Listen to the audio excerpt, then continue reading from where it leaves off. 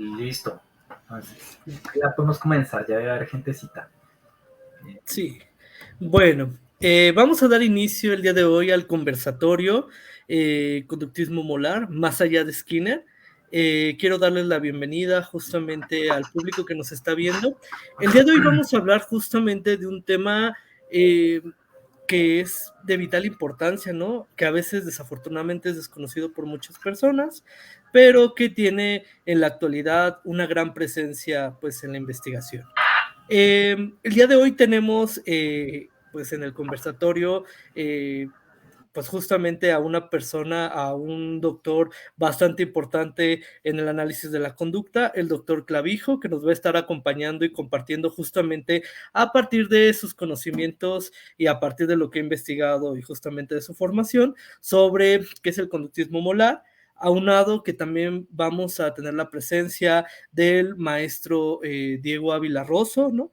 Y yo voy a estar moderando el día de hoy justamente la ponencia. Pero antes de iniciar, me gustaría que pudieran compartir brevemente su formación para el público que nos está viendo, sobre todo justamente para que sepan lo vital y justamente lo importante al respecto de estos temas, ¿no? Y cómo han incursionado en esta área. Doctor, no sé si habría la posibilidad de que pudiera comenzar presentándose. Hola, buenas tardes a todos. Sí, pues mi nombre, como ya lo mencionaste, es Arturo Clavijo. Yo obtuve mi doctorado en la Universidad de São Paulo.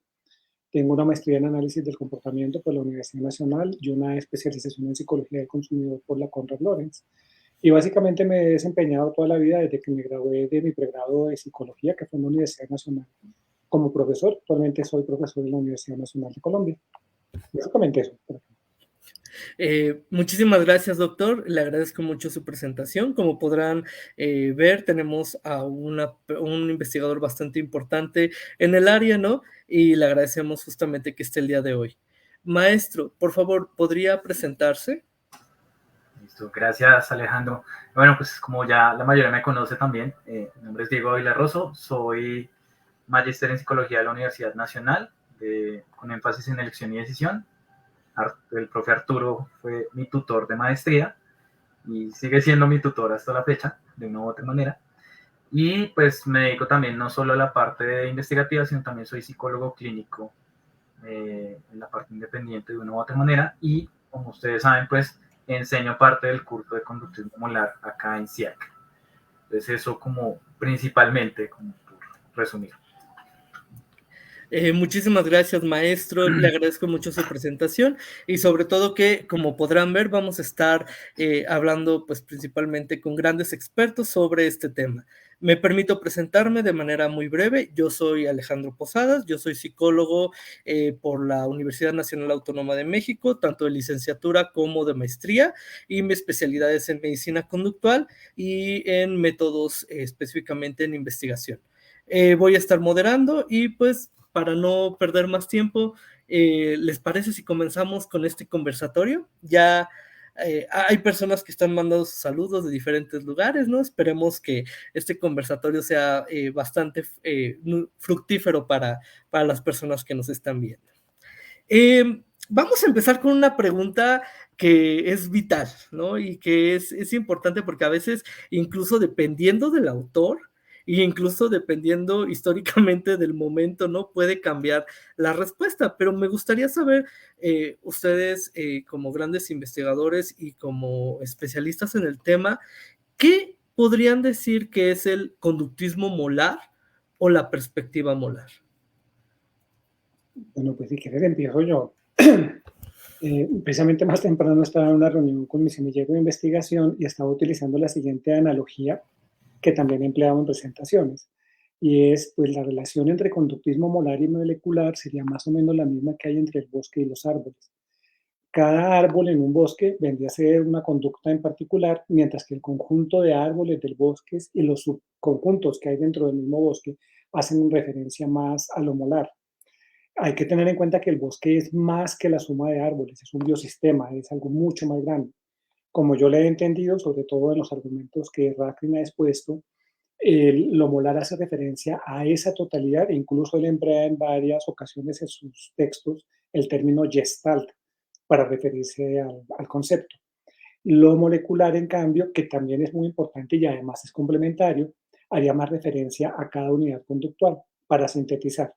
Y cada conducta sería equivalente al árbol y los patrones extendidos de conducta en el tiempo, como lo refieren Racklin y Baum, harían referencia al bosque. Espero que esto haya sido un intento claro de explicar en un espacio breve. Le agradezco mucho justamente esta explicación, ¿no? Sobre todo que la suma de todas las partes crea una unidad única, ¿no? Con lo que mencionaba específicamente de esta parte del biosistema, ¿no? Obviamente conviven en estas dos áreas, ¿no? Me gustaría preguntarte, maestro, no sé si hay algo que quiera comentar referente a lo que el doctor acaba de mencionar. Sí, pues yo agregaría que es importante tener en cuenta que nos referimos con lo molar. Lo que el profe Arturo y yo manejamos es precisamente pues, lo que él acaba de definir, pero esa es la definición más desde perspectivas de elección, ¿sí? Principalmente sobre todo desde teoría de igualación y teorías de regulación de conducta o teorías de equilibrio. Hay unas perspectivas previas, como comentaba de pronto en el grupo de la Universidad de Nariño hace un ratico, de hecho, que también se autodenominan molares. Entonces es parte de eso que hay que ir entendiendo para ir diferenciando en qué nos estamos parando y de qué estamos hablando. Cuando acá, digamos, en este momento específico y en el curso en general estamos hablando de conductismo molar contemporáneo, nos referimos precisamente a esa conducta extendida en el tiempo, esa unidad grande, que digamos, por ejemplo, en palabras de William Vaughan, podría ser que inicia en su mayor unidad cuando el organismo nace y termina cuando el organismo se muere. Obviamente esto tiene una serie de implicaciones particulares, pero digamos a eso se refiere también el profe con la analogía del bosque frente a, digamos, a solo el árbol, ¿sí? Esas son como en principio las implicaciones que tiene la definición. Cosa importante, también hay otros autores contemporáneos que entienden lo molar similar, pero no necesariamente igual, ¿sí? Hay otros que incluso lo tratan de integrar con lo molecular, a pesar de que, digamos, desde unas perspectivas, por ejemplo, como la de Baum o la de Racklin, no se puede integrar, digamos, porque la visión de lo que es conducta es diferente. Eso tendría por decir. Ok. Justamente esto me surge una duda, ¿no? Porque a veces con lo que he estado pues tanto leyendo, ¿no? Con lo que hemos estado comentando en otras ocasiones, ¿no? Una de las cosas que se ha intentado hacer, ¿no? Es como separar, ¿no? Y definir específicamente lo molar o lo molecular. ¿Tiene sentido en general esta división? ¿O para alguna perspectiva molar pudiese ser que no tenga sentido separarlo, lo molecular de lo molar? Yo creo que, a ver, ahí hay dos concepciones. Una, ver el conductismo molar como lo planteó William Baum en algún momento como un paradigma, es decir, como una forma de concebir los fenómenos comportamentales, la interacción, es una forma de hacerlo. Dentro de esa forma, yo puedo incluir análisis moleculares y análisis molares.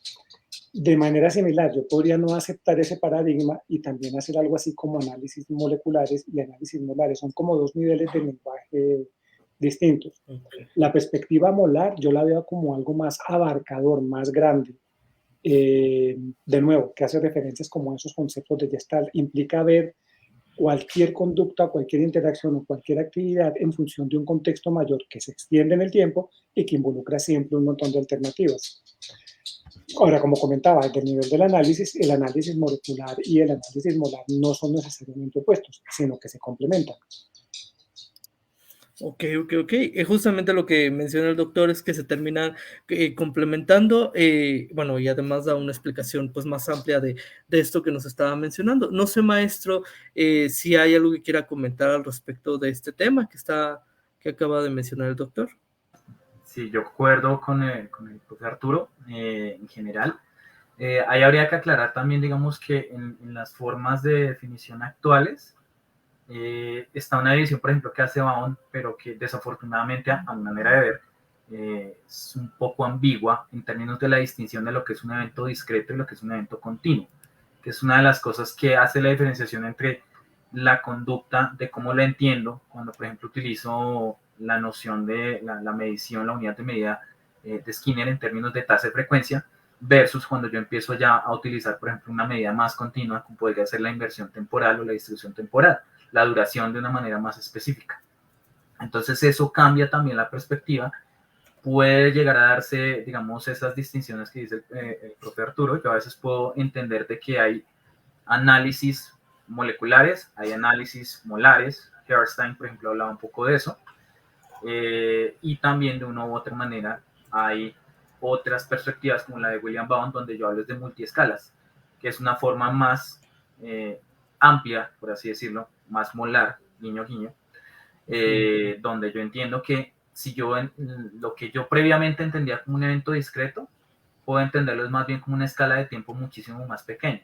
E incluso puedo irme muchísimo más allá. Puedo entender de que ya la cuestión no es solo de escalas temporales, sino incluso de escalas en términos del análisis del fenómeno. No es lo mismo la escala de la conducta individual versus la escala de una diada, versus la escala de una conducta grupal, etcétera, etcétera, etcétera. Entonces, ahí la distinción es un poco... Puede ir variando de autor en autor de una u otra manera. Ok, sí. Y bueno, también encontramos justamente la literatura, pues que incluso esto históricamente hemos presentado, ¿no? Que uno afirma que es más molar que otro, ¿no? Y este es un debate pues bastante amplio que se ha presentado pues históricamente, ¿no? Me gustaría darle seguimiento, ¿no? A esto que ustedes están comentando. A veces se llega a pensar, ¿no? Cuando uno no está adentro, por ejemplo, de estos temas, ¿no? Que la perspectiva molar es una extensión del conductismo radical. ¿Ustedes qué responderían ante esto? Yo creo que sí. De hecho, Racklin lo plantea abiertamente y hay una línea literal que él dice y es el conductismo molar, como él lo concibe, es la continuación lógica o la extensión lógica del conductismo radical. Obviamente aquí hay poco tiempo para explicar las cosas, pero pues recordemos que lo que caracteriza el conductismo skenneriano entre algunas de las características fundamentales, por decirlo así. La primera y es que el objetivo de estudio de la psicología o de lo que hacemos nosotros es la conducta, pero conducta es lo que hay. Conducta se refiere a los sentimientos, pensamientos, emociones, no solamente a la actividad entre comillas que las demás personas observan o observamos que hacemos, sino conducta es todo. Segundo, ¿cuáles son los determinantes de esa conducta? Pues los determinantes de esa conducta están en el ambiente, hay que buscarnos en el entorno y la conducta del organismo se entiende al organismo en su totalidad. Tanto Racklin como Baum comparten esos principios y no recurren, digamos, a un agente interno para dar cuenta de la conducta. En ese sentido, que son características del conductismo radical, lo mantienen. El tema que voy a mencionar es súper espinoso e infelizmente va a quedar solo enunciado porque no se alcanza a mencionar, pero precisamente uno de los argumentos que esboza Racklin en sus ideas es que al hacer el conductismo más molar, distinciones como las que se propusieron entre la conducta pública y privada, que pueden aparecer por lo menos un poquito problemáticas para una concepción conductual de la psicología, del conductismo radical y demás, pues se hace necesaria. Ya la distinción no tendría tanto peso, por decirlo así. Infelizmente ese día no, con el tiempo que tenemos no alcanza, pero sería chévere en otro podcast con calma la miramos con detalle. Para sintetizar, sí, el conductismo molar es una extensión del conductismo radical. Ok. Agradezco mucho esta pregunta. Maestro, ¿usted qué comentaría al respecto de este punto?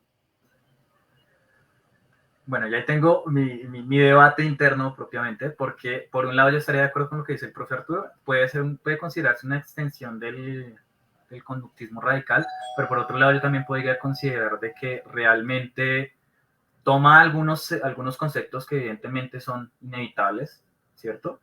Pero otros por completo se replantea si realmente son necesarios o si realmente son tan útiles como fueron definidos originalmente.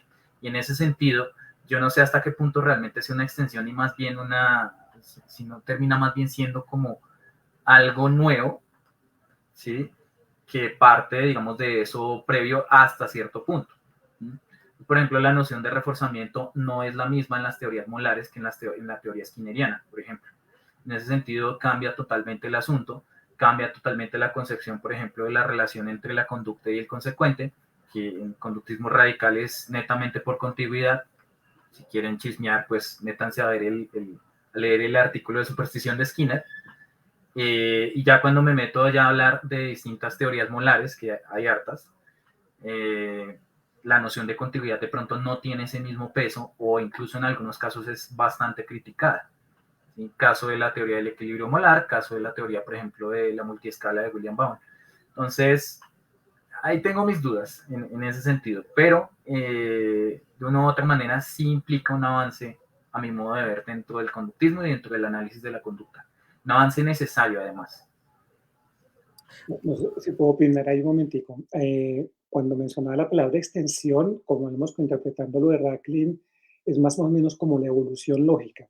Como de aquí tenemos que pasar para allá, que es el sentido, y de pronto ahí creo que es lo que Racklin quería decir. Y no sé si puedo ilustrar la idea, pero pues yo les había preguntado antes que si podía compartir pantalla, porque a veces una imagen vale más que 1000 palabras. ¿Puedo? Un segundito. Claro, claro, adelante, doctor, por favor. Me perdonan todos los que están viendo, porque yo con estas cosas puedo ser muy hábil, entonces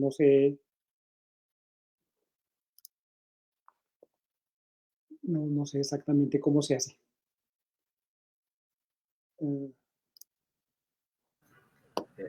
Profe, ahí abajito hay una barrita donde te dice configuración, detener cámara y compartir. Entonces al lado de configuración debe estar compartir.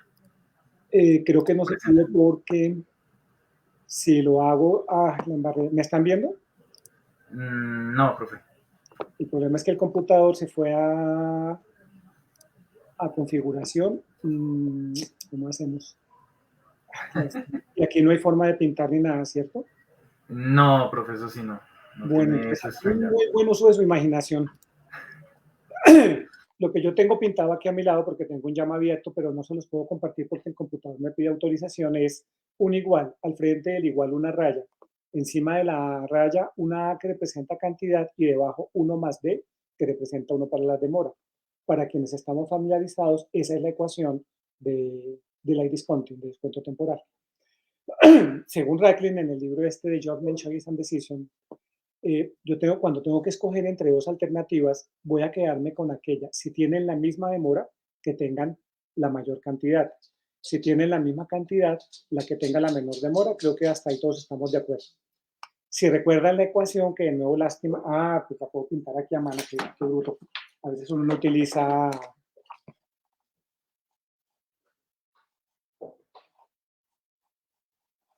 No sé si se alcanza a ver ahí A1 sobre, más 1 sobre B. Listo.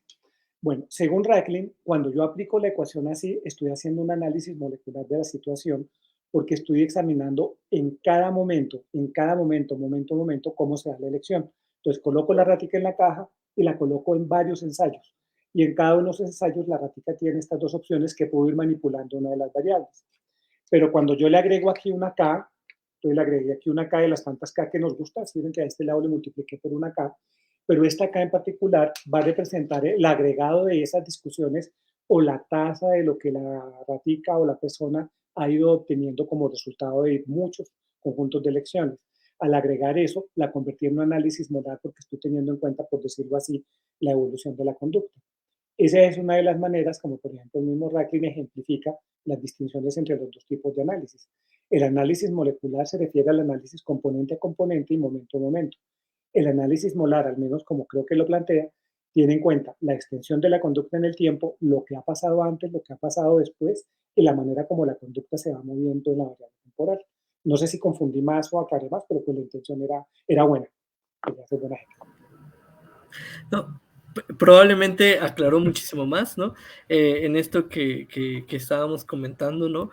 Al respecto, ¿no? Y justamente podemos, con estas ideas y con esto que nos están comentando, ¿no? Sobre que si es parte de una extensión, justamente la perspectiva molar, me gustaría preguntarles, porque hay una duda que me inquieta, ¿no? al momento de hablar de estos temas, ¿no? Por ejemplo, cuando uno lee a Baum, usualmente es view molar, ¿no? Como perspectiva molar, ¿no? Pero algunos autores tienden a mencionar esto justamente como si fuera un conductismo. ¿Cuál sería como la diferencia entre la perspectiva y el conductismo? Porque si es una extensión, implica que es algo que ya abarca más y que tiene principios filosóficos que pueden ser más abarcativos, o sería más adecuado quedarnos solamente con la parte de la perspectiva. A mí me gusta más la parte de que es diferente con sus propios principios filosóficos. Me gusta la idea que elaboraba donde hacer la analogía con el concepto de paradigma. Es una forma distinta de pensar los fenómenos comportamentales. Ok. Diego, tú, maestro Rosso, ¿qué comentaría? A mí también me gusta esa idea. parte también del asunto, digamos, de pronto de esa claridad que hace Baum es porque pues hay variedad de teorías molares. ¿Sí? Hay variedad en el sentido, yo puedo hablar de la teoría de igualación de Herstein, yo puedo hablar de la teoría de igualación desde Baum, puedo hablar de la teoría de igualación desde Racklin, puedo hablar, y ahí, de pronto entre esos dos no hay tantas diferencias, son leves, pero las hay. Puedo hablar también de la teoría de generalización y discriminabilidad de Sarah Cowie y Michael Davison, y puedo hablar de la teoría de sistemas conductuales y el equilibrio molar de William Timberlake, y todos esos yo podía entenderlos como perspectivas, teorías que a la final igual entran dentro de eso que entendemos actualmente como conductismo molar o perspectivas molares, que es como yo generalmente suelo referirme a eso. Ok. Aquí hace unos minutos justamente el doctor nos presentó justamente una expresión, ¿no? de los avances teóricos que ha fortalecido pues a partir desde la perspectiva molar, ¿no? Mi pregunta es, ¿qué aportaciones teóricas ha presentado pues la perspectiva molar al análisis de la conducta al ser una extensión? ¿Nos podrían mencionar al público como algunas de ellas? Pues los conceptos de conducta extendida en el tiempo, en primer lugar, a diferencia de modelos más tradicionales, para los enfoques molares lo que se denomina conducta de elección es fundamental. Entonces, todo comportamiento es entendido como comportamiento de elección y por consiguiente, aun cuando yo esté analizando siempre una conducta, debo tener en cuenta que siempre existen otras alternativas, así la alternativa sea no producir la conducta. Yo podría meter, por ejemplo, una ratica en una caja de Skinner y pensar, la rata acciona la palanca, antecedente, conducta, consecuencia, y hago el análisis. Pero con la perspectiva más molar, yo debo tener en cuenta que además de eso, la rata explora, duerme, se rasca, se acicala y hace otro sistema de actividades o realiza otras cosas, además de palanquear, que van a influir sobre la tasa de palanqueo. Para efectos de control de variables, yo podría, y no es un pecado, centrarme solamente en la tasa de palanqueo como tal, en función, por ejemplo, de la cantidad de refuerzo que recibe. Pero desde una perspectiva más global, hay otras variables y otro conjunto de factores que están influyendo. Una segunda característica fundamental es la noción de continuidad, y es un enfoque más tradicional de dividir la conducta en variables discretas porque es más fácil de analizar cuando hablo de tasa de respuesta. Pero desde el punto de vista molar, y obviamente varía en los actores, pero a mí me gusta la aproximación de Baum y de Racklin, en donde la conducta es un continuo. Por eso ellos sugieren que uno debe trabajar mejor como variable dependiente con distribución temporal y la duración de la respuesta, que ya lo habían propuesto también. Bueno, de nuevo, no alcanza el tiempo para explicar todas las ideas, pero como lo preguntas, solo una sola definición de las unidades de medida de la unidad de análisis, pues es importante, porque la unidad de análisis ya no necesariamente es la tasa de respuesta como tradicionalmente la vemos, sino es más entendida, por ejemplo, como la distribución temporal o lo que en inglés llaman temporal allocation, la forma como distribuimos el conjunto de conductas. Esos son ejemplos de los conceptos que son muchos, que el tipo de conductismo molar introduce y enriquece el análisis del comportamiento en general. Doctor, le agradezco mucho lo que comenta, ¿no? Porque a veces justamente nada más nos quedamos específicamente pensando en la división, por ejemplo, de lo molecular y molar, pero justamente no se aborda pues todos estos elementos que se terminan pues aportando, ¿no? Y estos conocimientos que se terminan relacionando a partir de estos avances. Maestro, no sé si hay algo que quiera comentar al respecto de estos temas. Sí, pues en la misma vida también uno puede hablar de que la concepción del ambiente cambia, porque la concepción del ambiente ya no es simplemente como tan limitada al estímulo antecedente o al estímulo discriminativo. Yo también puedo poner y pensarme, por ejemplo, ahorita tengo muy presente la teoría de Cowey porque estaba leyéndola hace poquito, pero yo puedo empezar a hablar de estructura ambiental, y cuando yo empiezo a hablar de estructura ambiental, empiezo a hablar de marcadores de eventos, y empiezo a hablar de cómo eso se relaciona tanto como con la conducta del momento a momento, como en el rastreo específico de lo que va a ser el organismo en el futuro. Eso lo llaman control prospectivo, de una u otra manera. Entonces, la amplitud, digamos, de cómo yo entiendo eso también tiene que ver en este asunto de cómo yo voy entendiendo cómo se relaciona con la conducta, con esa conducta además como continuo, y además entonces yo también me tengo que cuestionar, bueno, y eso que Skinner definió como reforzamiento, ¿de verdad sí debería ser así o de verdad necesitamos un cambio conceptual en ese aspecto? Entonces autores como Premack, autores como Timberlake, autores como el propio Baum, se ponen a decir como, bueno, esto como que de pronto ya no es tan adecuado, fue útil en su momento, necesitamos es reconceptualizarlo o eliminarlo. En el caso de Baum el asunto es más como de eliminarlo, un poco más radical en ese aspecto. Y justamente con esto que comentas, Diego, y ya que pusiste justamente el contexto para que podamos abordarlo, ¿no?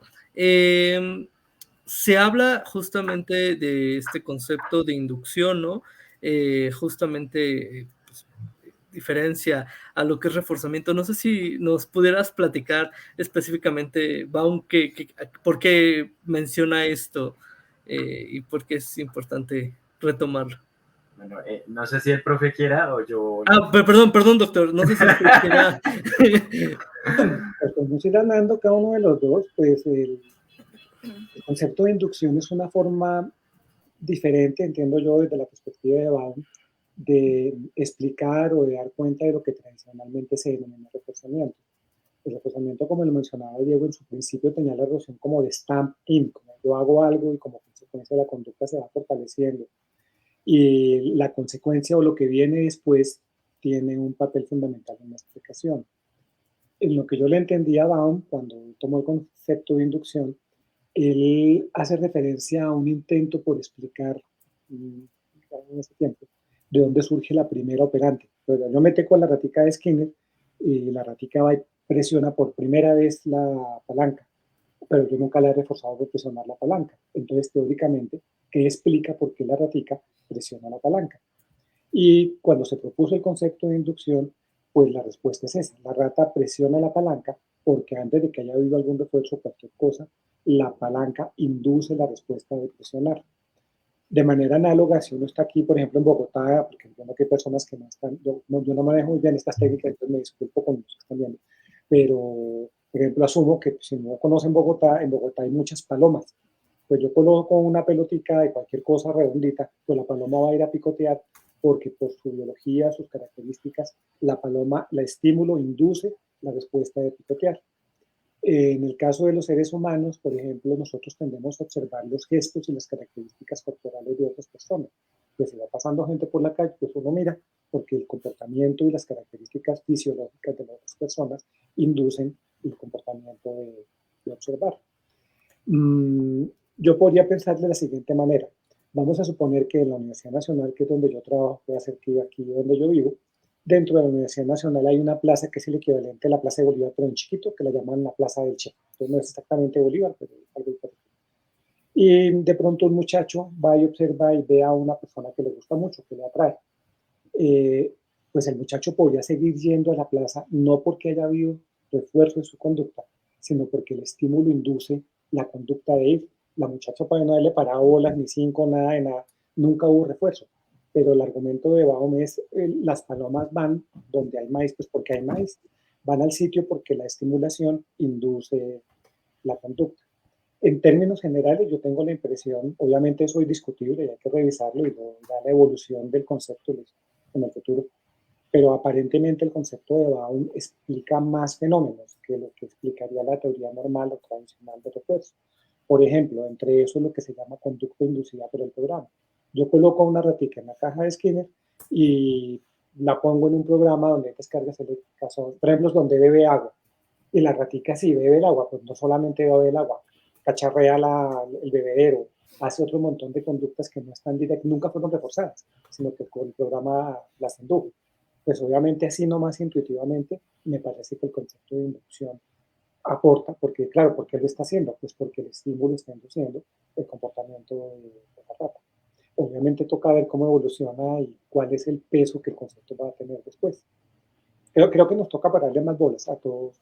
Obviamente no se trata de aceptarlo y listo, chévere, sino hay que revisarlo con detalle.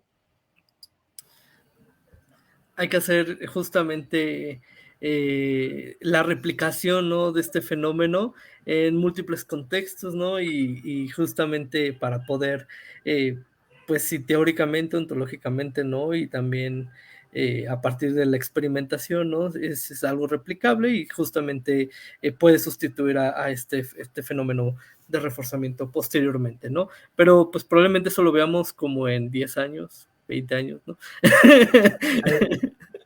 Sí. Ahí hay que recordar algo, y es, ustedes recuerdan el teorema de Bayes, es decir, si uno cree que la idea que tiene es buena y tiene una buena argumentación para sustentarla, pues yo creo que lo que hay que hacer es publicarla y pues, no importa que no lo cite a uno nadie o a alguien en particular ahorita, eventualmente dentro de 200 años puede que la cosa pegue. A mí la argumentación que ofrece Baum, pues incluso cuando cita el experimento de superstición y demás, pues a mí me parece una argumentación sólida y buena. Sin embargo, bueno, hay que leer para ver conceptualmente qué tanto peso tiene la teoría o el planteamiento que tiene. Claro. Sí. Ahí habría que ver también cómo va desarrollando también, no solamente Baum, sino los que sigan la idea. Yo soy uno de los que sigue, por ejemplo, esa idea. En términos de otras ciencias que están relacionadas dentro de esa idea. La idea de inducción está relacionada con la etología y la biología. Entonces, Baum la relaciona directamente a lo que él llama eventos filogenéticamente importantes, algo similar a lo que Timberlake llama eventos biológicamente relevantes también, que hace referencia, digamos, a eventos particulares, esos estímulos, de una u otra manera, que están relacionados con el concepto de biología del fitness, ¿sí? Que es la supervivencia y la reproductibilidad, o reproducción, perdón, de la especie. Eso hay que ver hasta qué punto también, pues, tiene viabilidad, porque van a haber situaciones, sobre todo por ejemplo, en la conducta humana, donde ese concepto de pronto no necesariamente aplica a todos los casos. Y ahí habría que ver hasta qué punto se puede explicar o hasta qué punto la teoría puede abarcar eso y qué necesita cambiar o qué necesita revisar de una manera más clara. Pero pues yo coincido con el profe, o sea, por ejemplo, la argumentación siempre que se refiere al experimento de superstición de Skinner y la réplica, por ejemplo, de Esteban y Simelhack y demás, es bastante clara y bastante sólido. Eso a su vez, por ejemplo, el uso de conceptos como los patrones de acción fija, ¿sí? Un concepto netamente de la etología. Claro, claro, claro, claro. Y justamente con esto que están mencionando, ¿no? Sobre estos aportes teóricos que se están presentando, que han sido consistentes, que han sido congruentes justamente con la investigación y con las replicaciones de lo que se han ido realizando. A mí una de las inquietudes usualmente que se realizan es, ok, tenemos estos conceptos teóricos que se están presentando, ¿qué aplicaciones o en qué tecnologías terminan derivando estos conceptos que obtenemos pues a partir de la perspectiva molar específicamente?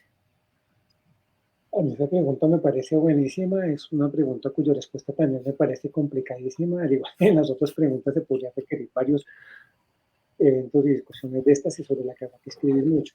Pues la pregunta tiene muchas implicaciones. Una de las primeras implicaciones es, si asumimos, como lo argumenta Baum, que lo que él denomina conductismo molar es un nuevo paradigma, una nueva forma de ver las cosas, La pregunta es un poquito más complicada porque la pregunta es si una nueva forma de ver las cosas llega a tener implicaciones tecnológicas. Es decir, este nuevo paradigma nos permite ver las cosas de una manera diferente. De nuevo, espero no complicar más la respuesta que facilitarla. Voy a hacer una analogía con otra disciplina, la física. En un sistema cosmológico como el de Isaac Newton, pues hay cierto tipo de viajes que su física permite hacer. O sea, la matemática que tiene nos permite volar y nos permite hacer cierto tipo de cosas. Pero tiene limitaciones, hay cosas que no permite. O sea, su concepción, su paradigma, su forma de ver el mundo.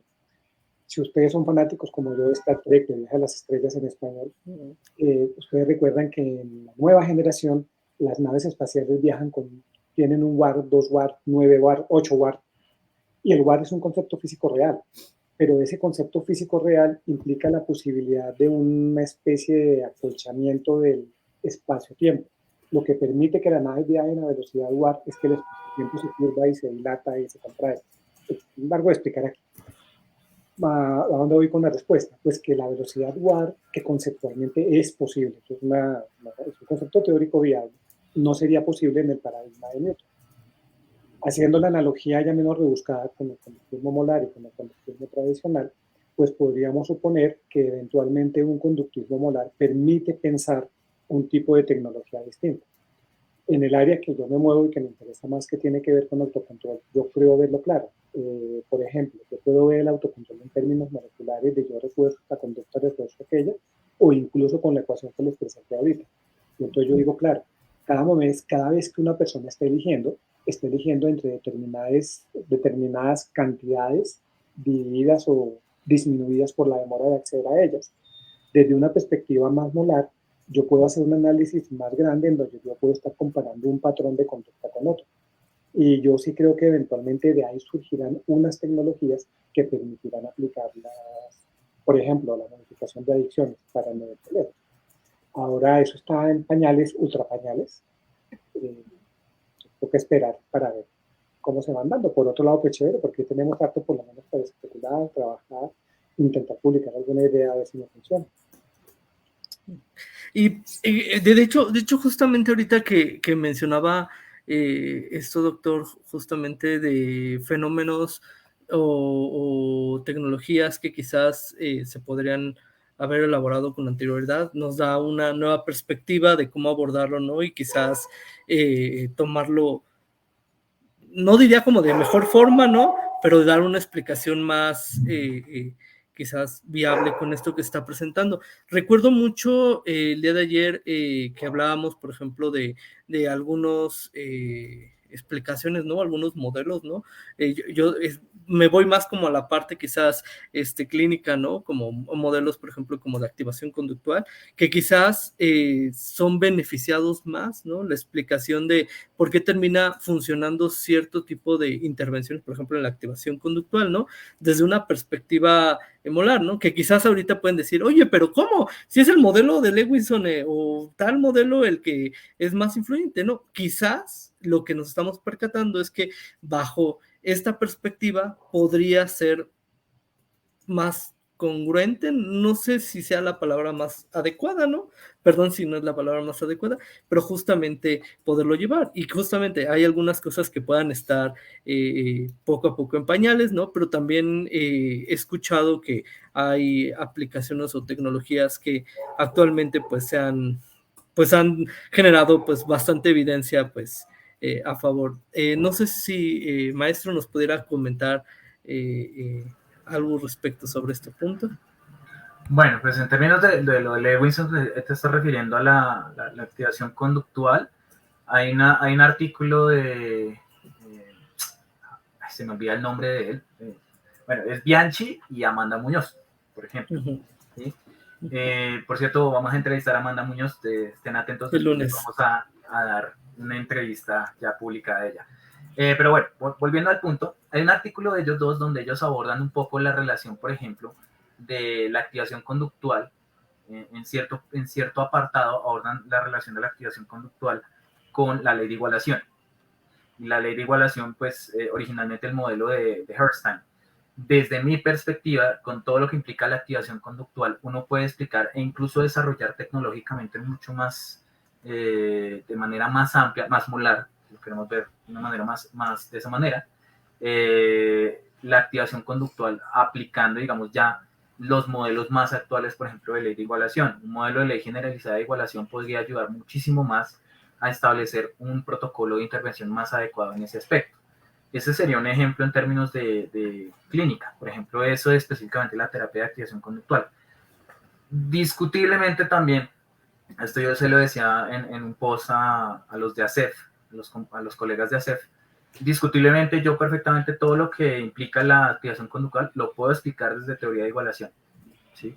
Esa es una de las cosas que yo puedo hablar ahí, y al explicarlo de esa manera, pues a mi modo de reitero, da más posibilidades de generar más protocolos, más una intervención, digamos, muchísimo más amplia, teniendo en cuenta pues todos los conceptos que están derivados de ahí. Adicional, digamos, ya en términos de tecnologías, por ejemplo, en el ámbito clínico, uno puede hablar, por ejemplo, lo que se ha ido desarrollando a partir de lo que Racklin llamaba commitment o compromiso, ¿sí? Para trabajar precisamente lo que el profe ahorita nos decía de autocontrol, ¿sí? Cómo yo puedo ir mejorando el autocontrol de una persona en términos de esos patrones extendidos de conducta, ¿sí? Y para eso, por ejemplo, Racklin presentó eso que llamamos compromiso.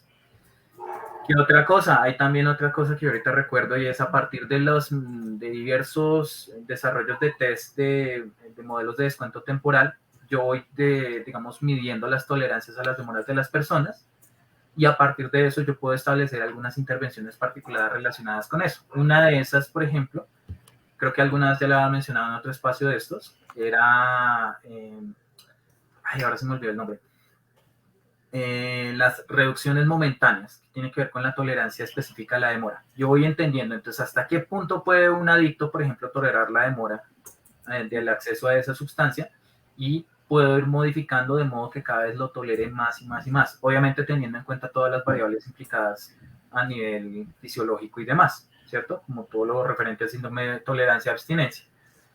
¿Qué otra cosa? Otra cosa, por ejemplo, yo puedo hablar también de la sustitución de estímulos de una u otra manera. Los modelos de demanda operante se orientan bastante en ese ámbito, aunque eso pues no es solamente molar, sino es algo netamente tecnología de economía conductual desde la línea conductual, pero pues yo puedo entender eso en términos de la elección del momento a momento, y también en términos del patrón extendido a partir de la sustitución, ya sea con un sustituto perfecto o con un sustituto parcial.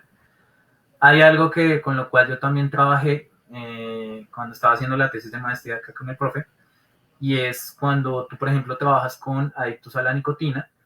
Desde hace unos años se viene desarrollando, lo desarrolló un conductista, de hecho, Saul Schiffman, desarrolló un instrumento que se llama el Ecological Momentary Assessment.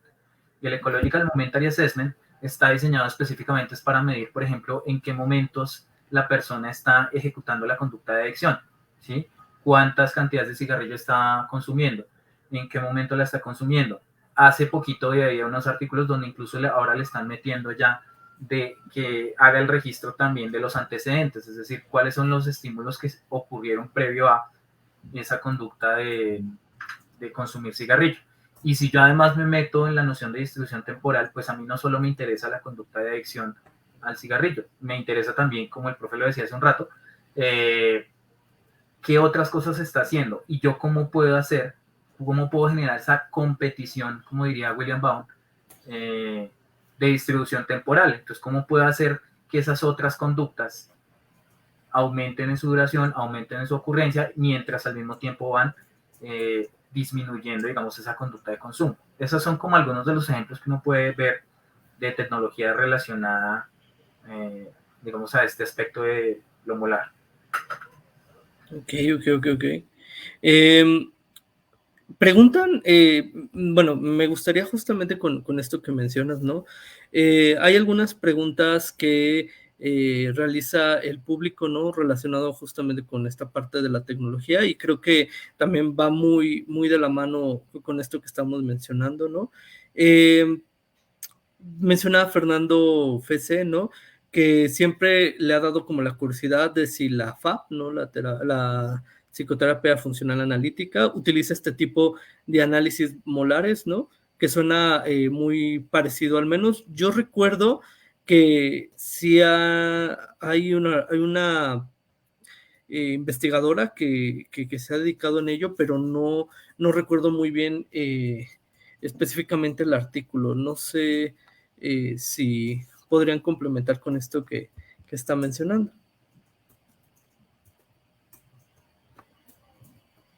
¿Puedo hablar ahí un poquito? ¿Mande? Que sí puedo hablar. Sí, claro, adelante. El concepto de formulación clínica, pues yo hace mucho tiempo no hago clínica, pero cuando lo hacía, lo existía, digamos, como la forma de conceptualizar el problema. Si yo lo hago desde una perspectiva molecular, pues va a ser de una manera; si lo hago desde una perspectiva molar, va a ser de otra. Cuando preguntaba las implicaciones que podría tener esta perspectiva molar hacia el futuro, pues es, por ejemplo, esa nueva forma de interpretar o de hacer el análisis funcional. La psicología o el análisis funcional que uno hace, pues va a cambiar en una perspectiva molecular va a cambiar con una perspectiva molar a como era en una perspectiva molecular. Lo que ocurre es que todavía no está listo el pollo, por decirlo así, porque todavía no hay los elementos para que eso se desarrolle. Desde que yo hice mis prácticas, no hace bueno, hace un ratico, pero pues yo recuerdo, yo empecé a estudiar cuando tenía como 5 años, entonces era muy joven, ¿no? En esa época nos enseñaban a hacer un análisis molecular y un análisis molar, pero lo que ellos entendían por análisis molar no es exactamente lo mismo que se está entendiendo ahorita por análisis molares. Ahí también hay otro asunto que es bueno tener en cuenta para quienes hacen psicología aplicada, y es los cambios filosóficos, ontológicos y demás que van ocurriendo en las disciplinas, sea en la física o demás, no necesariamente van a tener un impacto o tienen por qué tener un impacto muy grande en sus vidas cotidianas. Entonces, la sugerencia es: hagan lo que están haciendo y les está funcionando, si les está funcionando, y dejen que la cosa siga su curso, mientras que el evento se va desarrollando. Ahí vi otra pregunta que me llamó la atención. Yo ni siquiera había visto que había preguntas. Aprovecho a saludar a Andrés García, que está por ahí lo vi también. Yo había visto solamente que H frío y otra cosa. Y me pregunta un muchacho de Valenzuela si al hablar de análisis molar necesariamente se tiene que hablar de análisis molecular. Desde mi perspectiva, no. Tú podrías hablar solo de análisis molar sin necesidad de incluir el análisis molecular. Tendría que volver a la ecuación que les estaba mostrando con Raquel. Pues, yo puedo descomponer el pedazo si lo necesito. No sé, pues, Diego, y tú tendrás que decir. No, yo también coincidiría. Yo no necesariamente tengo que hablar de análisis molecular al hablar de análisis molar. De hecho, es una de las cosas con las cuales Baum, por ejemplo, va abordando, ¿sí? Por eso la perspectiva actual de Baum, él mismo la llama multiescala molar, ¿sí? Y en lo que hace referencia es: yo no necesito hablar de eventos discretos o eventos, digamos, moleculares. Puedo descomponer el episodio conductual. Lo único es que voy a entender de que es una conducta extendida, pero es una conducta extendida que de pronto tiene una duración muchísimo más pequeña, como cuando la ratica presiona la palanca, que eso tiene una duración menor a un segundo. Entonces, no necesariamente tengo que hablar de eso. Igual eso va a variar de pronto de autor a autor. Van a haber unos que van a decir que sí es necesario, van a haber otros que no, que van a decir que no. Bueno, con esto, bueno, no sé si haya en el público alguna otra pregunta, justamente para que vayamos abordándola de una vez.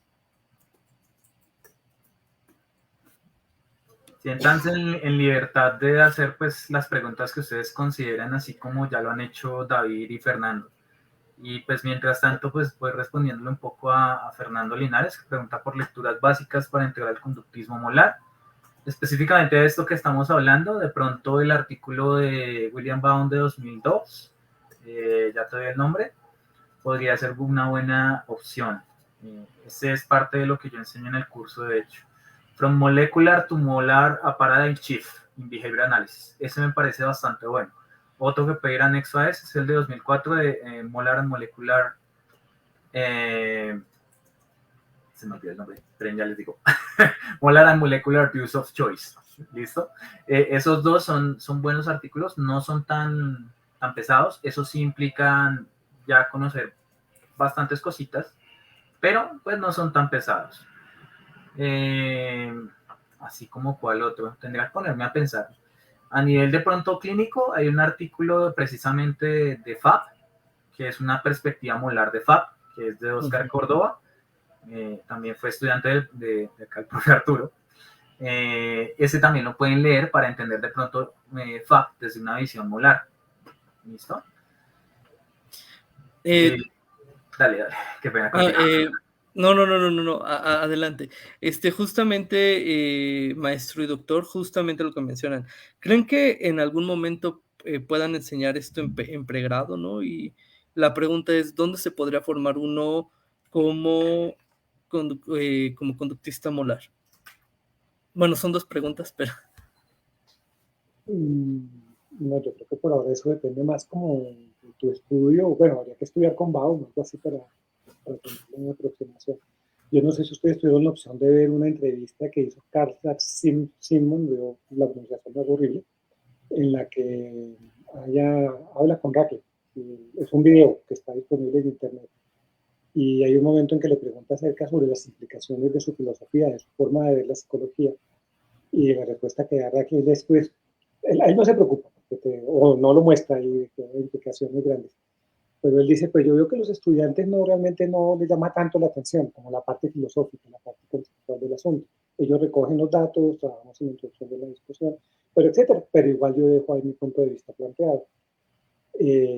O sea, la respuesta es no creo que haya exactamente una formación como conductista molar. Hay la formación, el análisis del comportamiento, y luego cada uno le da su matiz, como yo lo veo. Claro. Perdón, maestro, ¿quiere comentar? Tranquilo, sí. Ahí yo, por ejemplo, agregaría un ejemplo. Peter Killen fue estudiante de Howard Racklin. Howard Racklin era conductista molar declarado. Peter Killen es conductista molecular declarado. Entonces, el asunto es, el asunto también es de, pues como bien lo dice el profe, es un asunto de quién le da la matiz y por qué lo ven de esa manera. Entonces, sí, digamos que de pronto lo más cercano a eso vendría a ser después que tú te formes precisamente con alguien que vaya en esa línea, pero pues que tú estés de acuerdo con él, como yo, por ejemplo, con el profe Arturo. Ok. Bueno, entonces, también Andrés García Penagos menciona, yo entiendo el análisis multinivel de Baum exactamente opuesto a lo que acaba de decir Diego.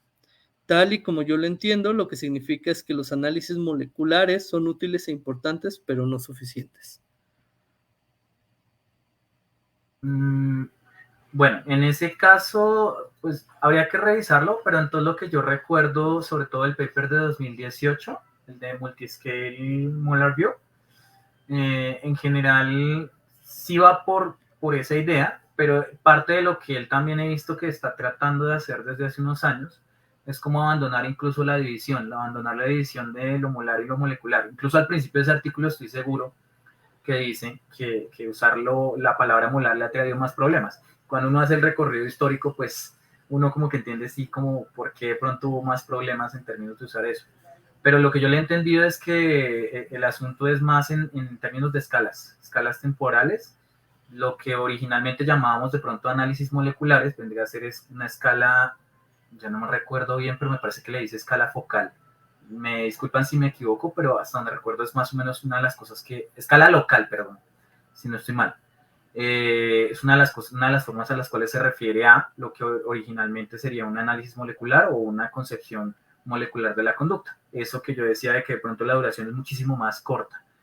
Hay un artículo precisamente de Carsta Simon, este señor siempre me olvida el nombre, Joao Bernardi y Sarah Cowie, que aborda también un poquito de cosas referentes a esa, en la vía de un poco de los argumentos de Baum principalmente. Pero sí, habría que revisar como para estar seguros de ser el caso. Bueno, retomando, menciona Gina Guerra que eso de FAB le interesa mucho, que muchas gracias. Doctor, creo que iba a hablar hace unos minutos, ¿o me equivoco? Sí, es que la pregunta que decía lo de, que se creen que no lo había leído, que si alguna se llegará a enseñar en pregrado, y pues qué pena. Yo tengo, por ejemplo, un semillero que pertenece a alrededor de 20 estudiantes, y pues lo que estamos leyendo es todo esto, pero no es dentro del plan de estudio. Son lecturas que sirven de fundamento para la línea de investigación. Ok. Y en mi experiencia docente yo tuve que enseñar algunas de estas cosas en pregrado precisamente. Lo que pasa es que no es tan fácil de explicarlo a quien está en pregrado y no tiene, digamos, las bases suficientes previas para esto. Menciona Leonardo Castellano, bendito semillero. Ok. Justamente con esto que para ir justamente cerrando la entrevista, ¿no? Bueno, salvo que haya alguna otra pregunta al respecto, ¿no? O quieran comentar algo. Actualmente, pues tanto el doctor Clavijo tiene pues la formación justamente en cuestiones de posgrado y cuestiones de pregrado con la parte de semillero, pero además de eso también se está actualmente pues ofertando un curso de introducción pues al conductismo molar en caso de que esto les haya llamado la atención, le haya generado pues justamente dudas y justamente el interés por aprender. No sé si nos pudieras comentar al respecto, maestro. Denme un segundo acá, cuadro esto porque me hago bolita. Ok. Ya, bueno, listo. Entonces, pues para los que estén interesados un poco en esta perspectiva, nosotros ofrecemos un curso precisamente de introducción a todo este aspecto, ¿sí?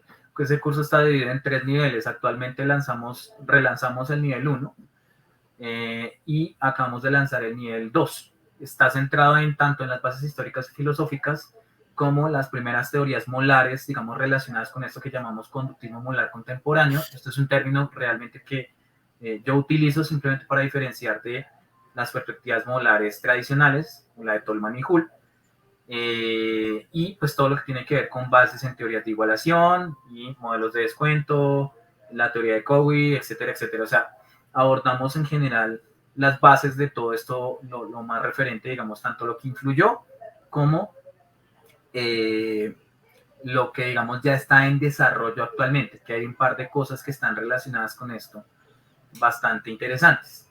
Entonces, el nivel 1, pues tiene una variedad de horarios, porque pues esto fue una encuesta que ya hicimos con algunos de ustedes previamente, y lo mismo el nivel 2, aunque el nivel 2 específicamente suele ser los sábados o domingos.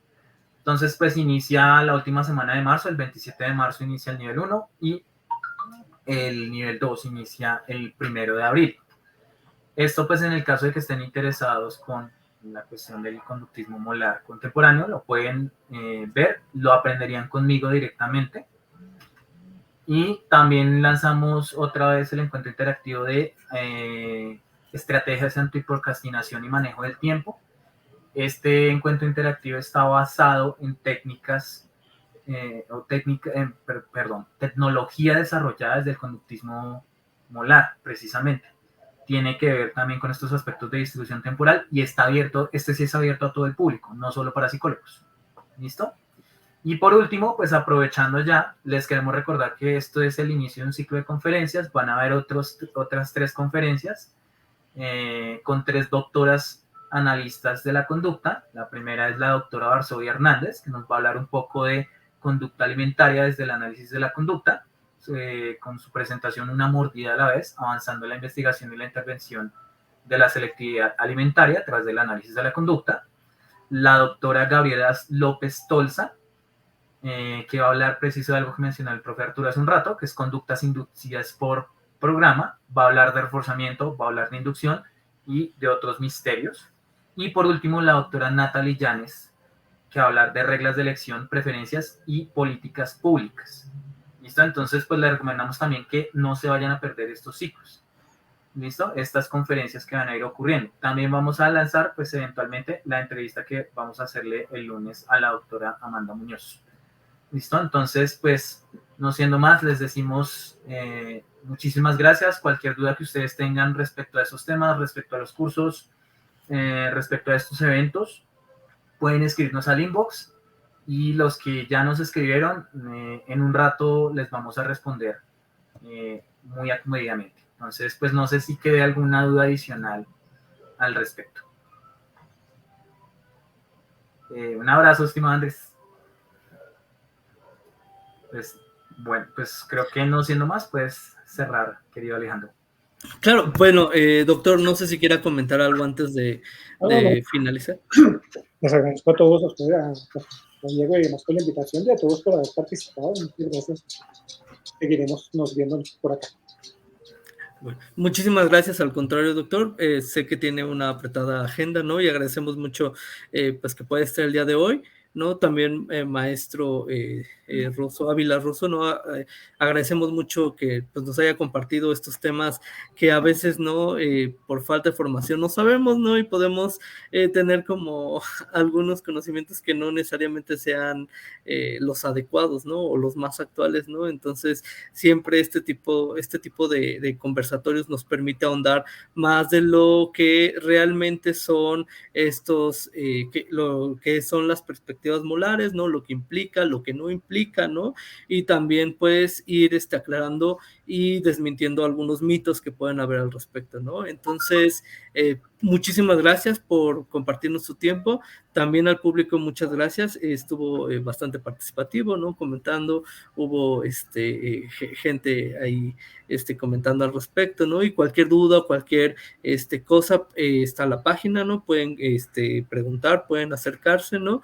Y pues no se pierdan los siguientes ciclos de conferencias, ¿no? Y sobre todo, pues las entrevistas y el material que van sacando.